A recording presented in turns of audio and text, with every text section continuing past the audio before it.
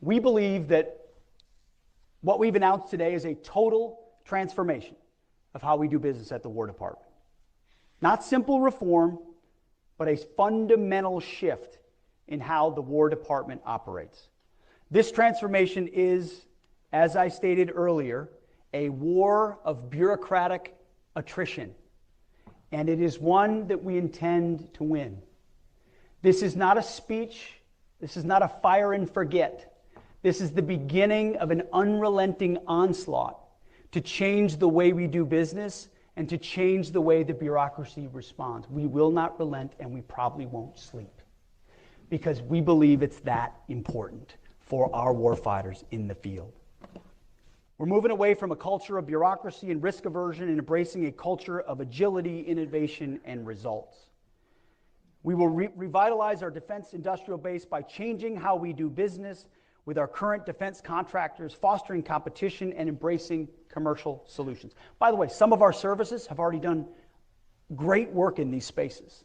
So this is not to say there hasn't been a running start with some of our services on this, and I want to acknowledge that. This is building on top of that, frankly, taking some of those lessons learned and accelerating them into what we're doing department-wide. We will reform our requirements process to ensure that our warfighters get the capabilities they need when they need them, and they're not bogged down by bureaucratic delays. We'll modernize our acquisitions process to shorten timelines, send consistent demand signals, and empower our acquisitions officials to make swift, informed decisions. Not handcuffed by the process, accountability to make decisions. Slashing the barriers to entry for companies in the defense industrial base to encourage rapid innovation, competition, and expansion. And we're slashing the barriers to innovation for companies already in the DIB to empower them to grow within the Pentagon. We're making it easier to do business, not just for defense contractors, but for commercial companies. We're leveraging the untapped American manufacturing base to new heights. Small, mid, and large businesses alike, all welcome.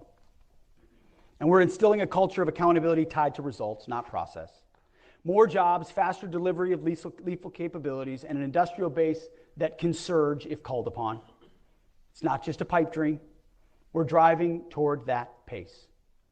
We won't do incremental improvements. This is about fundamentally reshaping our approach from concept to delivery. We're injecting speed and agility into every facet, ensuring that we can outpace our adversaries and maintain our technological edge in places like AI, cyber, and space.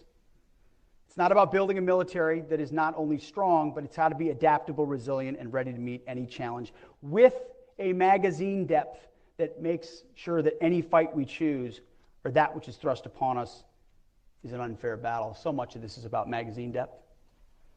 Not just about what we can make, it's how much of it can we make and how quickly can we deliver it. We're not just building a stronger military today, we are laying the foundation for continued dominance in the decades to come. We intend to build a dynamic and responsive system that can adapt to emerging threats and leverage new technologies. We're ensuring that future generations of warfighters have the tools and the capabilities to defend our nation. The War Department will be ready when the time comes. We will have and we will be the arsenal for freedom. The world is watching. Our adversaries are watching. Our allies are watching. We must show them that America is back stronger and more determined than ever to defend our interests and uphold freedom. Our warfighters are depending on us, and we cannot fail. Let there be no question. The 2.1 million Americans who wear our nation's cloth, active, guard, and reserve, and the hundreds of thousands who support them in suits, in coveralls, in welding helmets, they comprise the finest military in the history of the world, no doubt. They stand ready to face down any threat, anytime, anywhere. President Trump says it all the time, and he's completely right.